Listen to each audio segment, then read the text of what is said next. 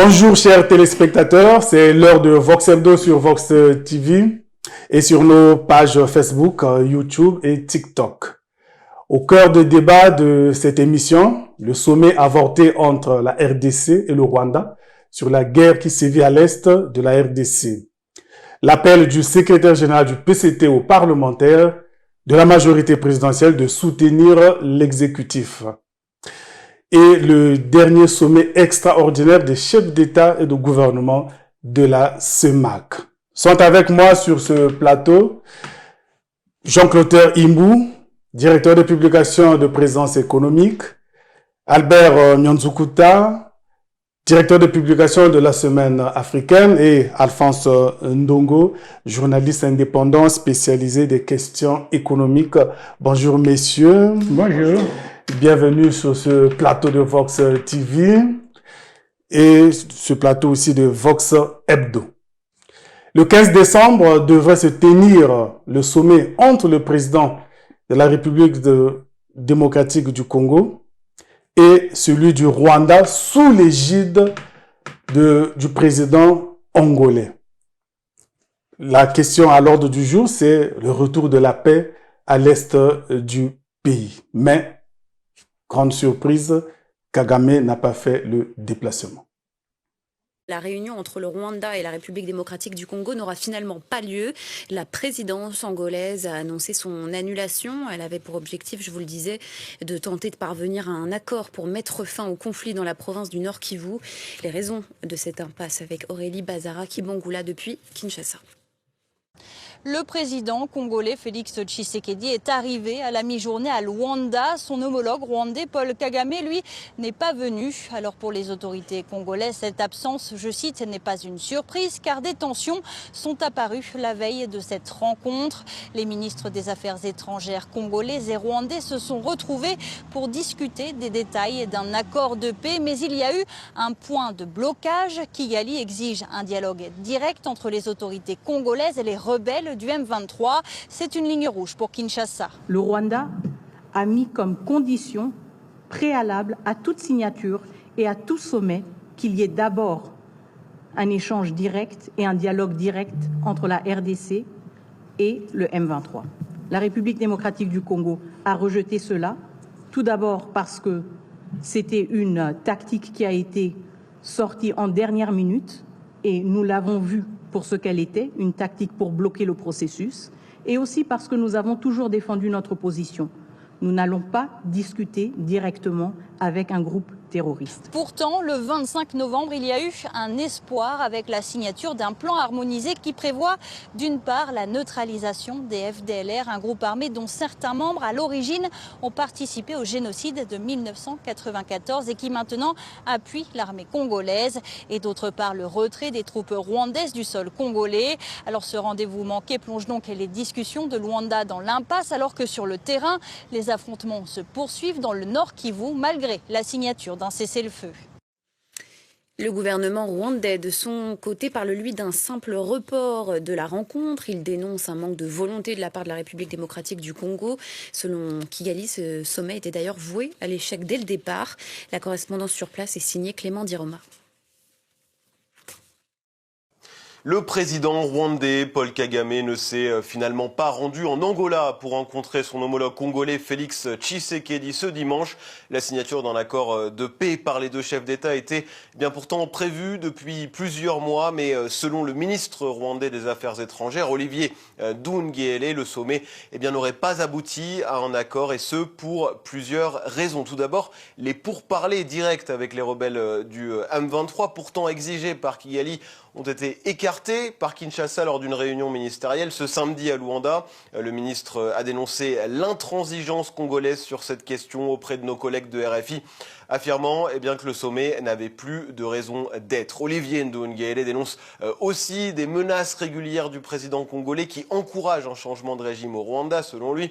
Enfin, Kigali affirme qu'il ne s'agit pour l'instant que d'un report du sommet qui doit laisser le temps pour organiser un dialogue entre la RDC et le M23 à travers les facilitateurs angolais et kenyans. Alors, nous avons vu que le sommet qui devait avoir lieu entre le président de la République démocratique du Congo et le président de la République rwandaise pour regarder la situation qui sévit à l'est du pays n'a pas eu lieu. Le président Paul Kagame a fait fond bon. Albert, que peut-on penser de cette attitude de Paul Kagame? Je pense que ce serait une erreur de se focaliser sur Kagame et uniquement lui. Il y a, comme dans tout sommet ardemment attendu par beaucoup, des manœuvres souterraines, des coulisses qui parfois peuvent donner l'impression d'être plus prédominantes que ce que nous voyons en réalité. Nous avons vu ici une scène qui, pendant 20 ans, s'est illustrée par un versement de sang incroyable, donc à l'est de la République démocratique du Congo. Et puis, voilà, comme ça, brutalement, on nous dit, demain, cette scène-là va s'éteindre, va s'éclairer d'une autre lumière de sagesse. Personnellement, je n'y ai pas cru parce que c'était trop beau pour que ce soit vrai. Et de fait, de ce que nous décryptons aujourd'hui, ce que nous captons comme élément, on nous dit, oui, Kagame n'est pas venu, mais quelle est la raison? Kagame n'est pas fou, j'allais dire. Paul Kagame, c'est un homme qui a donné aussi la preuve de s'être baigné profondément dans la culture politique de sa zone et donc de s'y tenir. Alors, c'est parce que, nous a expliqué le ministre rwandais des Affaires étrangères, la veille déjà, ils avaient averti que nous ne serons pas à Luanda, parce que l'objet de notre rencontre pour nous, c'était l'engagement le déclenchement des pourparlers directs entre la République démocratique du Congo et le M23, qui est un mouvement protagoniste, et pas nous Rwandais. Et dès lors que le président Tshisekedi a donné l'impression que, bon, finalement, nous verrons tout cela sur place, etc., pour le Rwanda, c'était acquis. Donc, cette question ferait partie du package. Et malheureusement, a-t-il dit, quelques heures après, nous avons appris que non, le président Tshisekedi s'arc-boutait à sa position première, qui est de ne jamais serrer la main à des terroristes condamnés sur la scène internationale. Et donc, pour eux, pour Kigali, il n'y avait plus d'objet de tenir une rencontre, puisque ce qui devait être la finalité a été éventé, a été contrecarré dès le début. Donc voilà, nous avons plein de suspense à venir encore, parce que ce dossier n'est pas clos. Et donc voilà. Oui, Jean Clotaire, tel que Albert vient de le dire, les protagonistes ils savaient déjà que Kagame ne devait pas être là, puisque la veille, il avait introduit une autre exigence. Pourquoi le président de la RDC a quand même effectué le déplacement? Est-ce que c'était pour paraître comme un bon élève ou comment? Il voulait paraître, parce qu'il voulait paraître un bon élève. Bon, je crois qu'il a voulu à tout prix donner des gages pour une situation qui est en train de détériorer son pays. Il faut pas se tromper. La dernière fois, le leader de la Mouka, donc Fayoulou, avait fait comprendre sur le plateau de TV5 ou de France 24, si j'ai encore une bonne mémoire, que les rebelles avaient pris près de 200 et quelques kilomètres carrés. Donc ça représente pratiquement 200 et quelques mille kilomètres carrés. Bon, c'est vrai que la RDC est un pays qui est vaste, mais 200 et quelques mille kilomètres carrés, vous avez pratiquement la superficie du Gabon. Et donc quand vous vous retrouvez devant une telle situation, je crois qu'il faut savoir aussi prendre les choses à leur juste valeur. Albert a dit que ça est coincé du côté de la négociation avec le M23. Le gouvernement de la RDC dit qu'ils ne peuvent pas être avec eux Avec sur la même table. Mais je voudrais tout de même rappeler qu'il faut aussi savoir tirer les leçons qu'il y a dans la sous-région. Nous avions eu une situation difficile ici. Nous nous sommes bien rendus compte que devant toutes les difficultés qu'il y avait pour arrêter le bain de sang qu'il y avait dans le département du Poul, que les pouvoirs publics ont été obligés de serrer la main à un mouvement rebelle. À un chef rebelle. Et aujourd'hui, on peut avoir la paix, malgré ce qu'on lui a concédé. On a concédé à ce chef rebelle-là la protection du rail et de la route. Il est même arrivé jusqu'à créer son propre péage, mais c'est le coût de la paix. Donc, si nous avions pu y arriver, j'espère que c'est pas pour donner des leçons au pouvoir public, au gouvernement de la RDC. Il y a aussi cette possibilité-là qui est d'arrêter les choses en se disant que, mais qu'est-ce qui nous empêcherait de négocier avec ce monde-là? Parce que, vous le voyez même déjà, cette expérience congolaise de négociation, on en était encore en train d'en parler avec Alphonse, mais nous l'avons depuis longtemps. Nous l'avons même depuis cette histoire de l'apartheid, nous avons toujours négocié pour faire avancer les choses. J'espère ou je souhaiterais que les autres aussi s'imprègnent de notre expérience pour que toute la violence qu'il y a à l'est de la RDC puisse s'arrêter. Maintenant, comme dit Albert, ça ne s'arrêtera pas de sitôt. Trop d'intérêts sont en jeu et les gens veulent à tout prix le statu quo pour que justement ces intérêts-là puissent continuer à prospérer. Alphonse, telles que les choses sont présentées par le Rwanda, parce que le Rwanda pense que l'interlocuteur de la RDC, c'est le M23. Est-ce que le dialogue entre le M23 et le gouvernement de la RDC suffira à mettre fin aux troubles qui règnent en RDC, à l'est de la RDC? Je pense que je vais un peu avoir un point de vue certainement différent de celui de mon cher aîné. Ton prédécesseur. Oui.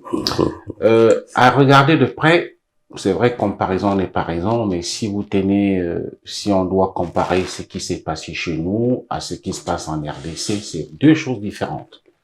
Kagame, habile politicien, stratège, voudrait faire comprendre à la communauté internationale que cette guerre est une guerre congolo-congolaise. Ce qui n'est pas vrai, puisque même les rapports des Nations Unies, on le sait très bien depuis l'arrivée de Nzé Laurent Désiré Kabila le 17 mai 97 à Kinshasa, que ce sont les Rwandais, enfin une coalition rwando-burundo et ougandaise qui l'accompagnait à Kinshasa. Et puis bon, les Rwandais se sont montrés plus dominants, plus intéressés à rester en RDC. Et lorsqu'il y a eu ce que vous connaissez, c'est comme ça qu'une partie de la République démocratique du Congo, notamment l'Est, est passée sous l'escarcelle de tous ces groupes qui sont, on le sait très bien, des Nations Unies le prouvent dans leur rapport que le M23 est soutenu du point de vue logistique et même idéologique par le Rwanda. Et quand même, il y a des militaires rwandais qui sont bel et bien sur le terrain en RDC, enfin aux côtés de ce qu'on appelle le M23.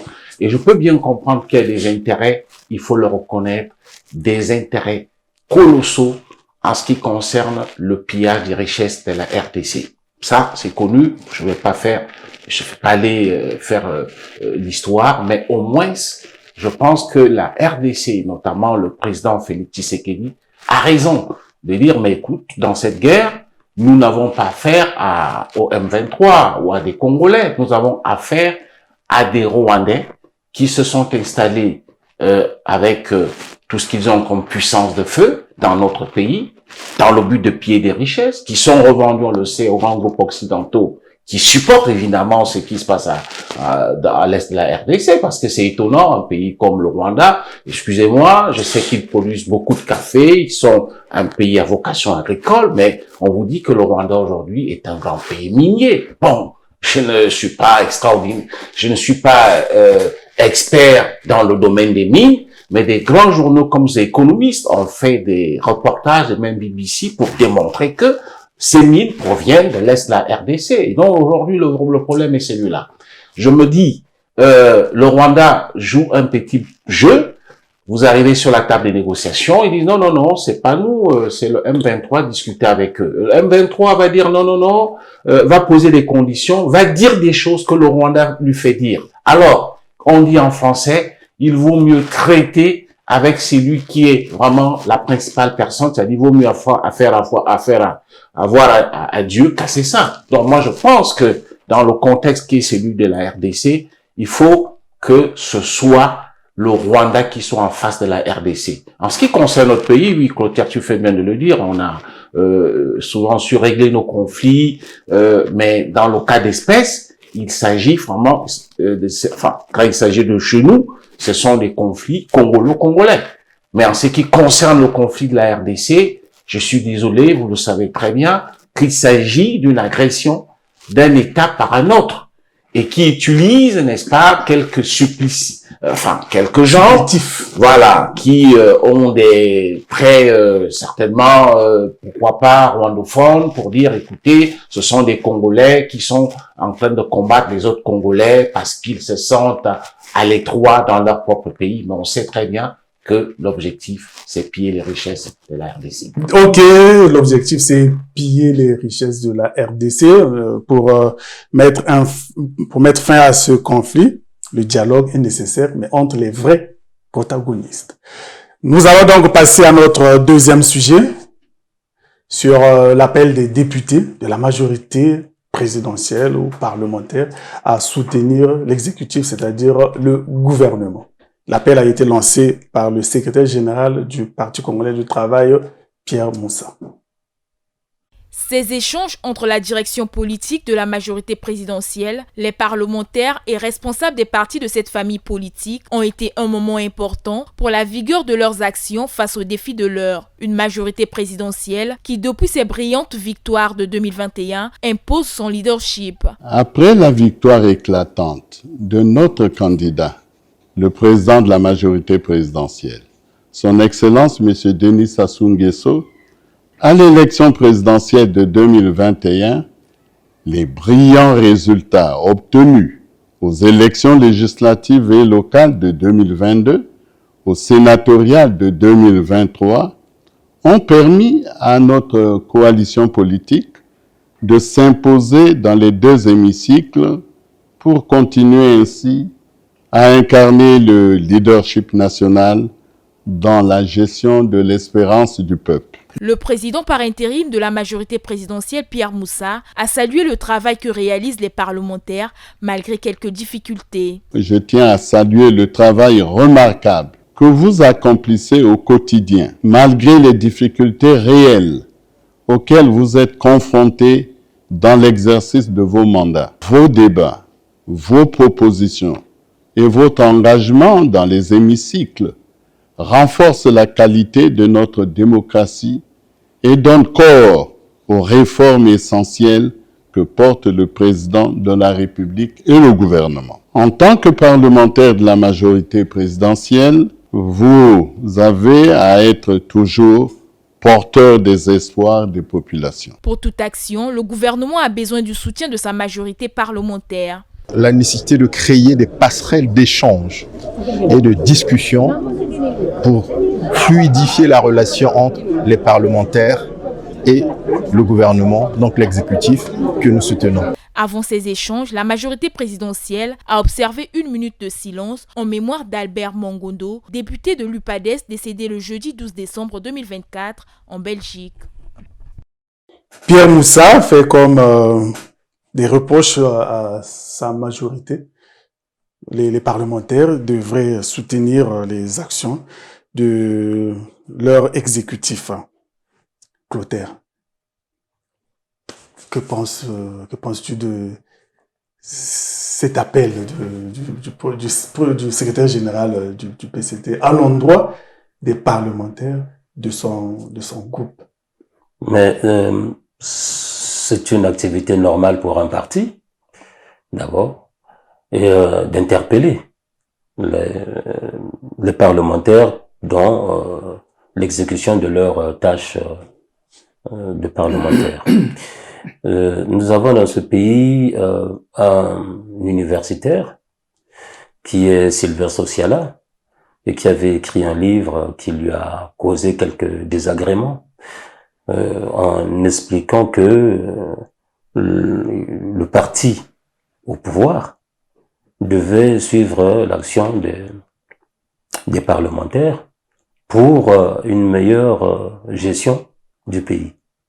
Donc c'est un petit livre qui était bien, malgré tout ce que cela lui a apporté, parce que bon, finalement, il est même allé un peu plus loin pour montrer que quand vous avez un parti au pouvoir qui est faible, eh bien, les résultats, vous les avez aussi dans la faiblesse des parlementaires et donc, du coup, aussi du gouvernement.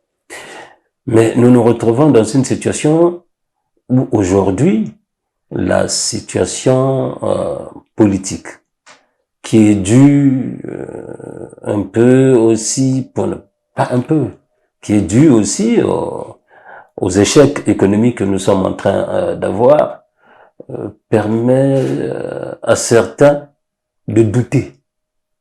Je crois que la dernière session de l'Assemblée a montré que il y avait maintenant des doutes que certains m'ont évoqués. Et il est tout à fait normal que le premier secrétaire du Parti congolais du travail puisse rappeler les siens à l'ordre.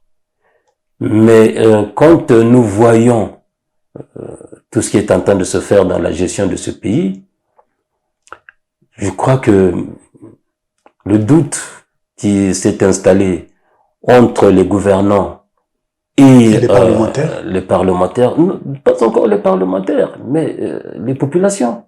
Oui, comme les parlementaires représentent la population. Les parlementaires représentent la population et ils le sentent au quotidien, ce qu'on leur reproche. Et je crois qu'ils sont issus de ces milieux-là et que ces parlementaires comprennent mieux quelle en est la tendance aujourd'hui de ce qui est en train de se passer dans le pays. Albert, peut-on penser qu'il y ait discorde entre les parlementaires et l'exécutif issus d'un même parti?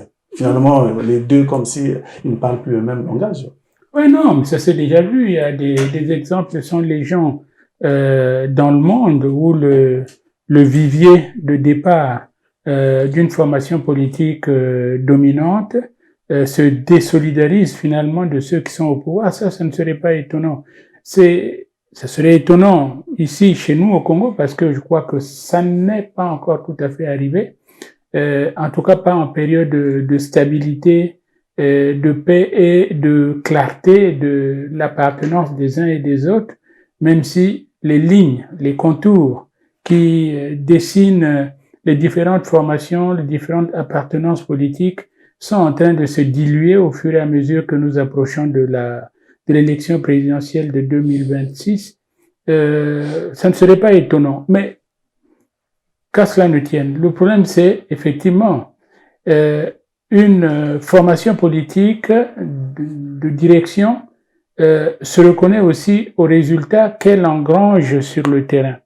Quels sont les résultats au sens économique, au sens social, que le PCT aujourd'hui peut revendiquer comme étant les siens, alors que nous avons une université muette, une université qui est duale, parce qu'il y a l'université Denis Sassou Nguesso, mais il y a l'université Marien Ngouabi qui, elle, est complètement éteinte, avec des lamentations qui viennent de gauche et de droite.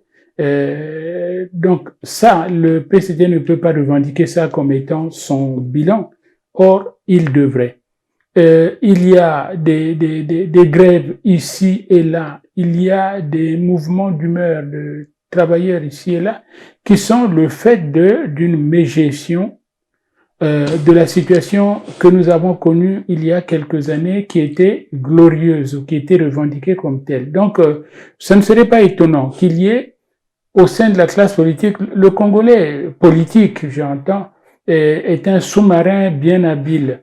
Lorsqu'il sent que le navire tangue, qu'il est sous le feu des roulis, eh bien, il plonge le premier en nageant et disant, voilà, moi, j'étais pas avec eux. Mais ça, c'est à voir. C'est une situation qui n'est pas inédite au Congo et on verra bien. Ok, Alphonse, dans les conditions décrites par Albert, où il y a des grèves ici, des grognes ici, nous savons que c'est le fait du gouvernement. Et dans ces conditions, les parlementaires peuvent-ils continuer à soutenir ce que le gouvernement pose comme acte? C'est vrai que si on respectait le principe de séparation de pouvoir, tel que défini par Montesquieu, pouvoir exécutif, législatif et judiciaire, on pourrait dire que cette approche n'est pas assez élégante. Mais nous sommes des pays en voie de démocratisation et je peux bien comprendre qu'on ne puisse pas vraiment respecter à la lettre le principe de séparation de pouvoir. Et dans le contexte que l'on a, je sais qu'il y a tout ce que vient de décrire Albert, une situation sociale assez difficile. On a senti souvent même des passes d'armes au niveau des échanges entre l'exécutif et les députés lors des séances de questions orales. Ça montre que quelque part il y a comme une espèce de schisme. Et aujourd'hui, peut-être que c'est sur la base de tout cela que le PCT voudrait donc mobiliser à nouveau. Et n'oubliez pas qu'on est en train de s'acheminer vers une échéance très importante, la présidentielle de 2026. Et donc, peut-être que le PCT voudrait que les membres, l'édifice, n'est-ce pas, présidentiel, aillent en rang serré, se soutenir, parce qu'il y a beaucoup de challenges. C'est comme ça qu'il faut peut-être lire cet appel. Oui, mais comment gérer comment on pourrait dire, cette dualité? Un même parti, mais malheureusement, l'exécutif pose d'autres problèmes, les parlementaires aussi d'autres problèmes, et nous avons le parti. Comment un parti peut-il fonctionner avec ces dualités? Et à la fin, il va produire quoi comme résultat? Il faut bien s'y attendre. Vous savez très bien qu'il y a des gens qui sont, il faut le reconnaître, nous sommes des journalistes. Quand on discute avec certains députés, il y en a qui n'approuvent pas le travail qui est mené par l'exécutif. Parfois, ça peut être des carriéristes dedans, mais aussi des choses qui sont quand même, il faut le reconnaître, parce qu'ils sont plus proches du peuple et vivent des réalités lorsqu'il y a des problèmes d'eau, d'électricité, ainsi de suite. Donc ces gens, même s'ils appartiennent au parti au pouvoir, ils ne peuvent pas pour autant se détacher des réalités que nous vivons, et ils ont l'impression quelquefois que l'exécutif ne fait pas assez pour essayer de résoudre les problèmes auxquels sont confrontées les populations. Donc, dans ces conditions, ça se sent comme un manque de solidarité à un moment donné. Souvenez-vous, lorsqu'il y a eu cette histoire des terres cédées ou vendues aux Rwandais, comment est-ce que il a même fallu que le président de la République demande que quand même, ça veut dire quoi? Il faudrait que les députés soient davantage informés sur la question, parce que on avait l'impression que eux aussi commençaient à épouser les thèses des gens qui ne sont pas vraiment au fait de la chose. Donc voilà, c'est comme ça que il faut faire ce genre de lecture. Ok, Claude, tu voulais compléter quelque chose? Je voulais juste dire quelque chose, parce que Alphonse a dit justement ce qu'il y a comme problème. Mais quand vous entendez un député reprocher au gouvernement, particulièrement au Premier ministre, et lui dire que vous avez géré le budget de fonctionnement, vous êtes retrouvé là-dedans, dans ce budget de fonctionnement. Quand vous entendez un député, le même, vous dire que comment vous pouvez comprendre que l'on puisse sortir un député de nuit avec ses bagages et tout ça de sa maison, quand un député vous dit que ça fait 7 mois que nous n'avons pas d'émoluments, que nous n'allons même pas pour les descentes parlementaires, d'autant plus que déjà aujourd'hui nous-mêmes nous savons tous que ça sert à quoi aujourd'hui? Nous avons une population qui est tranchée, qui ne veut même plus écouter tout ce qu'on lui rapporte de ce qui est en train de se faire au niveau du gouvernement, vous voyez très bien que le divorce est là.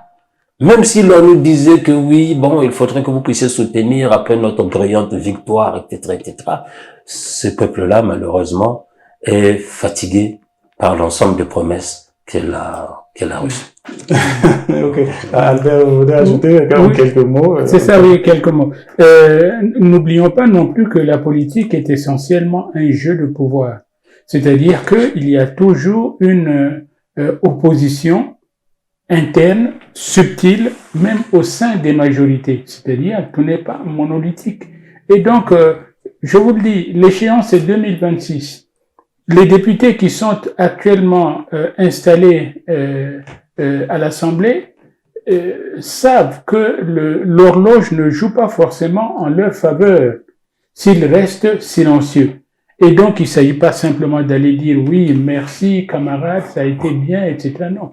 C'est aussi se démarquer par, même parfois, il y a des faussetés qui sont jetées comme ça par des oppositions. On a vu ça dernièrement lorsque on s'en est pris au ministre Nsilou, par exemple. Des députés qui soutiennent une thèse qui pourtant n'est pas la leur habituellement, et tout ça, mais tout ça pour se démarquer, tout ça pour montrer que au moment où le gong va sonner, moi, je pourrais me faire prévaloir d'avoir été une voix discordante et donc de mériter un traitement différent par rapport à la masse. Ok, nous en tenons à ce que Montesquieu nous a donné comme théorie. Hein, les institutions devraient respecter leur champ d'action pour le bien du peuple, pour le bien de chaque peuple. Nous sommes donc arrivés à la fin de ces deux